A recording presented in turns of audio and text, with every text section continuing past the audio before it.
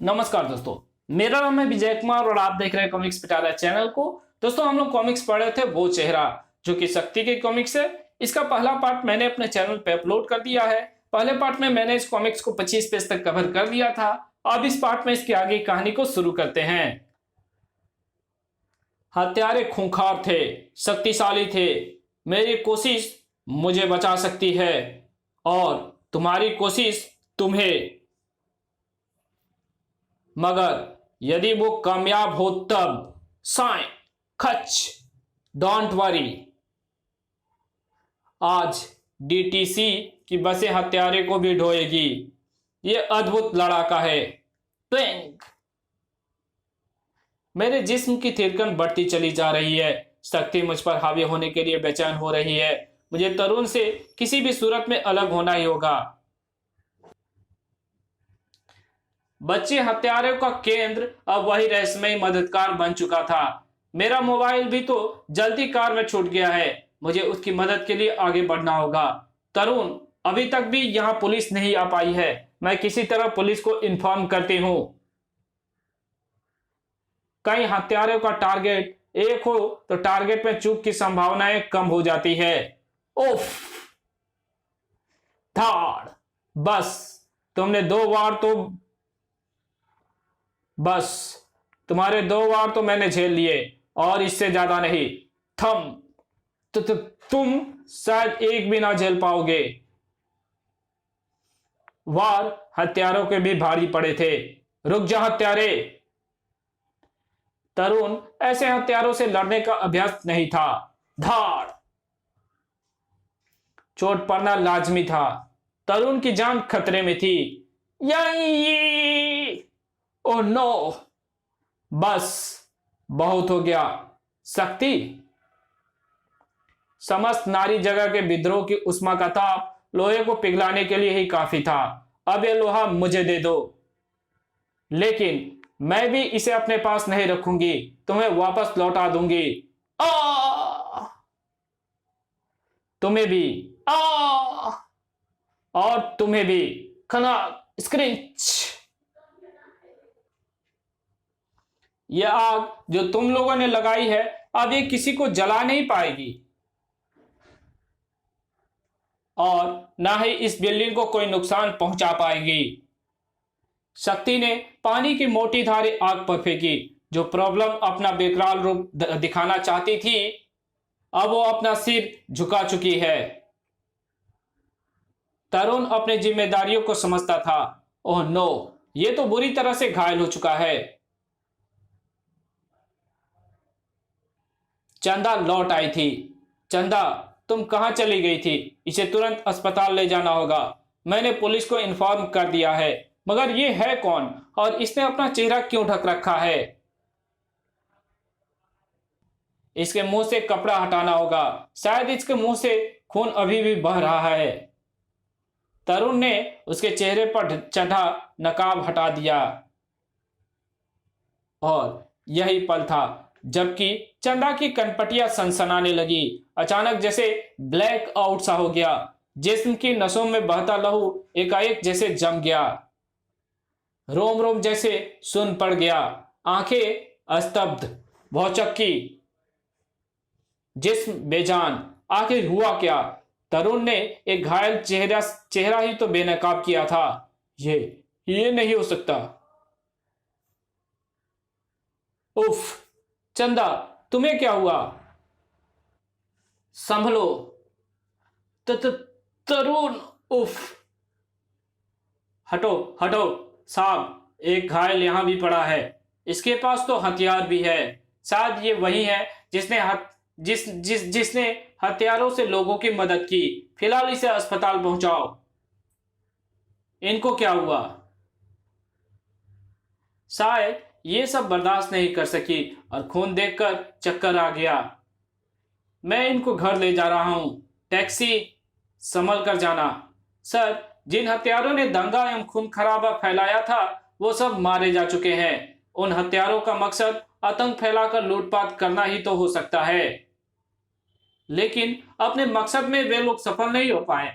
हमें मिली सूचना के मुताबिक इस सारी स्थिति पर नियंत्रण उस निंजा फाइटर और शक्ति के कारण ही संभव हो सका।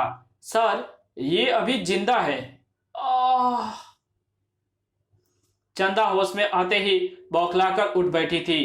तरुण, उफ, हम यहाँ कैसे आ गए? तुम्हें यहाँ पर मैं लाया हूं, मगर तुम्हें अचानक हुआ क्या था? मैं तुम्हें कारण बताऊंगी तो तुम यकीन नहीं कर पाओगे। ऐसा क्या बात थी? नहीं,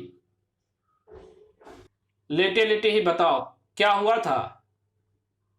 तरुण, अतीत का वो तूफान जो हमेशा मेरे दिल में करवटें लेता रहता है, आज उस वक्त अचानक अपने पूरे उफान पर आ गया। क्या मतलब? वो मनहूस चेहरा दिनेश का था, उसी दिनेश पाठक का जो दुर्भाग्य से मेरा पति था।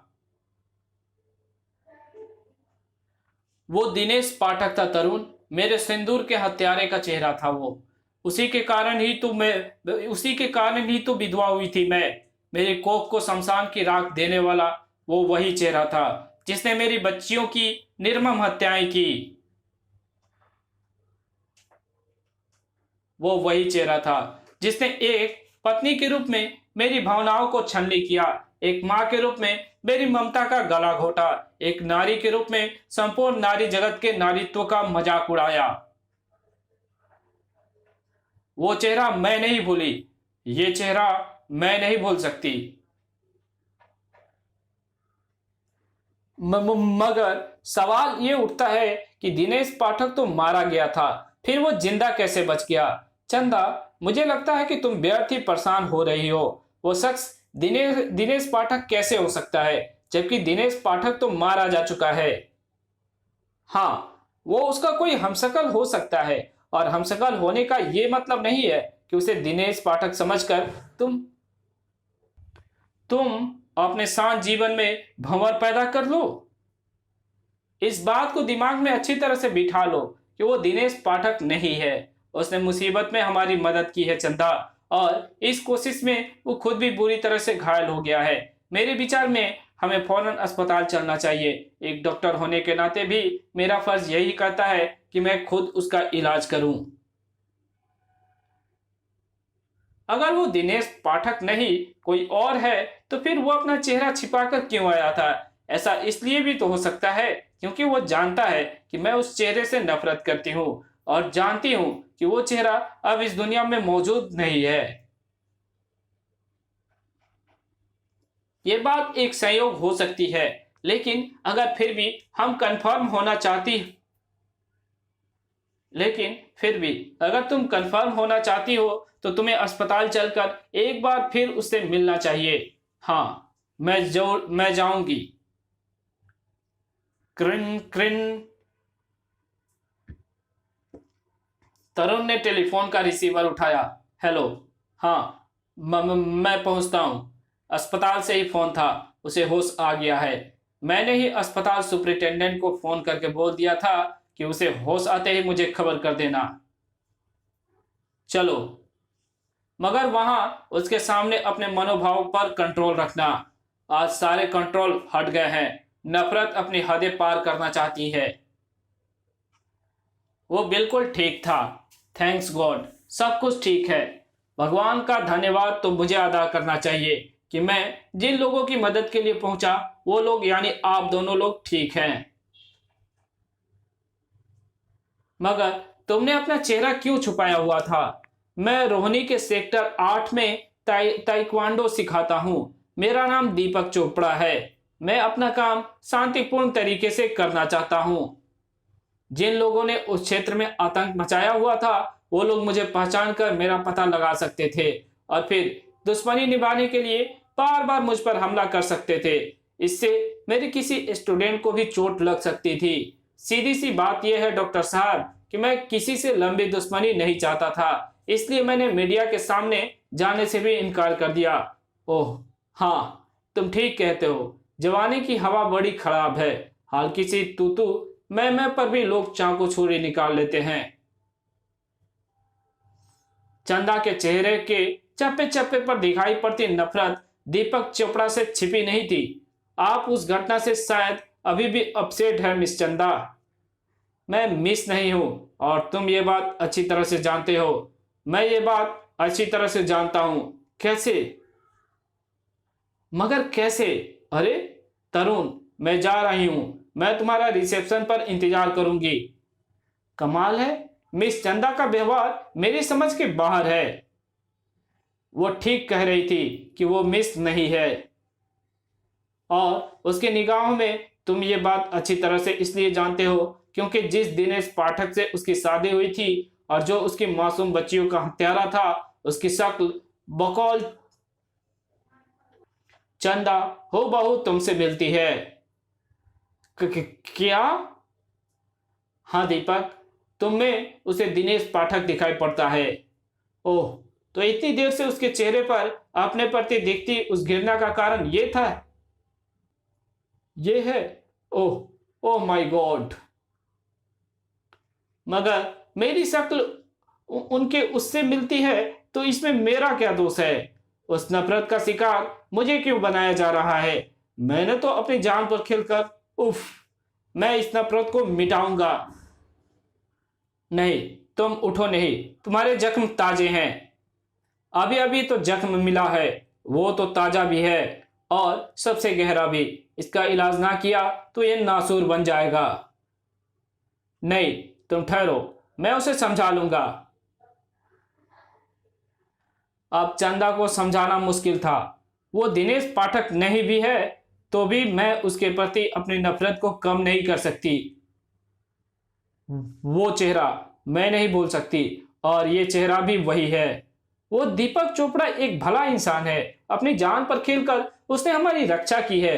नैतिकता के नाते तुम्हें एक बार उसको थैंक्स कहना ही चाहिए। सर, वो नया पेशेंट दीपक चोपड़ा चला गया। क्या? Oh no. यस सर, जाते हुए ये लेटर आपके लिए दे गया है। ये तो बहुत बुरा हुआ। चंदा, इसे पढ़ो। भगवान ने मुझे वो सीरत दी, इसलिए मैं भगवान ने मुझे वो सूरत दी, इसके लिए मैं भगवान को दोष नहीं दे सकता। लेकिन अगर ये सूरत सांप बनकर किसी की खुशियों को डस रही है तो मैं ऐसा नहीं होने दूंगा। मैं जा रहा हूं। विश्वास करता हूं कि आप इस मनुष्य सूरत को भूल जाएंगी। दीपक। देखा, वो एक सीधा साधा इंसान है। तुम्हारे अतीत से उसका कुछ लेना देना नहीं। केवल दिनेश का हमशक्ल होने की वजह से तुम्हें उसके साथ ऐसा कठोर व्यवहार नहीं करना चाहिए था।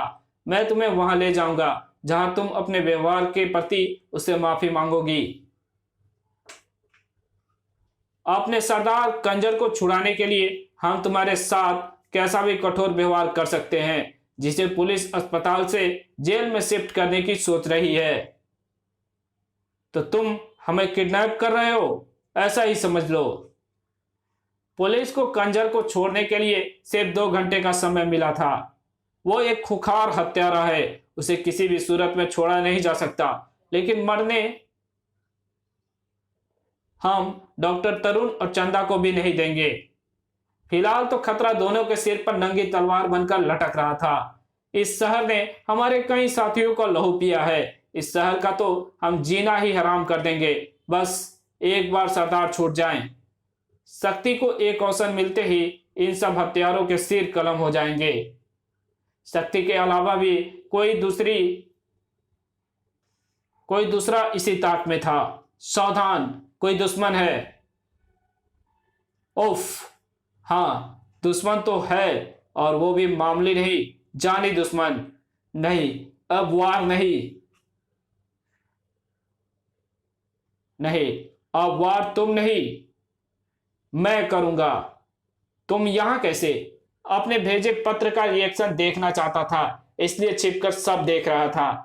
फिर जब मैंने उन्हीं हत्यारों को तुम्हारी कार में तुम्हें किडनैप करते देखा तो उनका पीछा करते हुए यहां तक आ गया।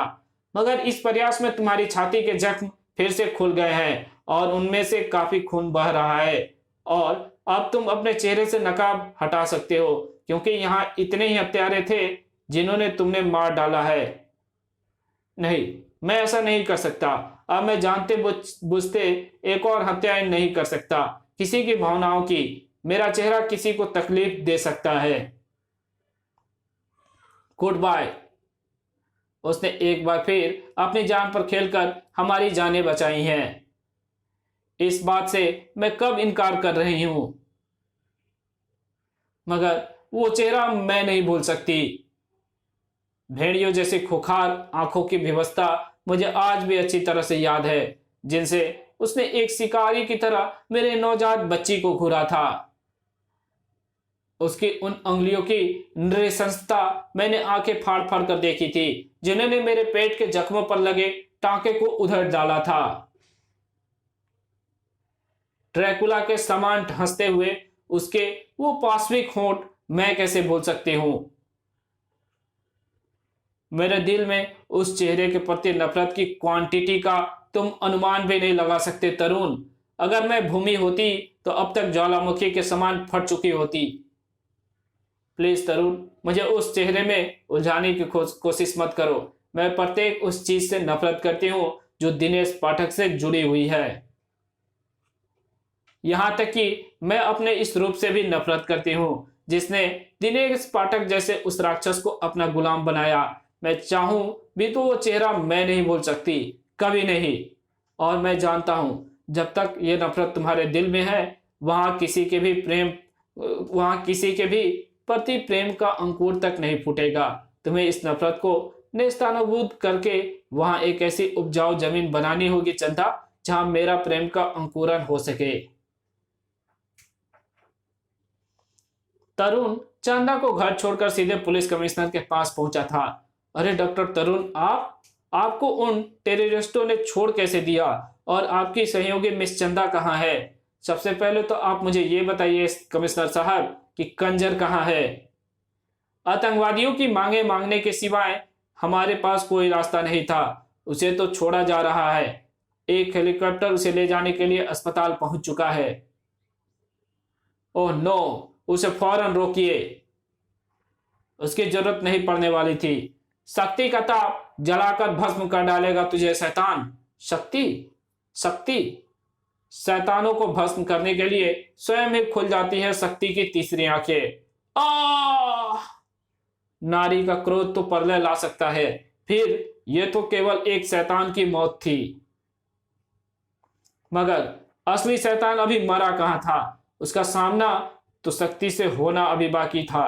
होगा, मेरा शक्ति से सामना भी जल्द ही होगा। चील कौन था? क्या थी उसकी राक्षसी शक्तियां? शक्ति से क्या चाहता था? उसके साथ शक्ति से टकराव ने क्या गुल खिलाया? शक्ति जो वास्तव में चंदा है, चंदा जो दोहरे व्यक्तित्व को जी रही थी, चंदा जो आज जिंदगी की एक भावनात्मक दोहराहे पर फिर से आकर खड़ी हो गई है।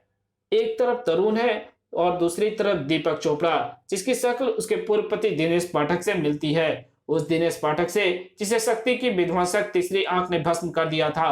क्या होगा इन सब घटनाओं का अंत? जानने के लिए अवश्य पढ़ें क्रोध, रहस्य, भावना एवं सनसनी के तानों बानों से बुना गया इस कथनांक का दूसरा एवं अंतिम भाग, विधवा का पति। तो मिलते हैं इसके दूसरे पार्ट में जिसका नाम है विधवा का पति। तब तक के लिए बाय। चैनल पर नया तो चैनल को सब्सक्राइब कर देना, बेल आइकन को प्रेस कर देना और इस वीडियो को ज्यादा से ज्यादा शेयर कर देना जहां इसकी जरूरत हो, और एक अच्छा सा कमेंट भी कर देना। Thank you very much video देखने के लिए।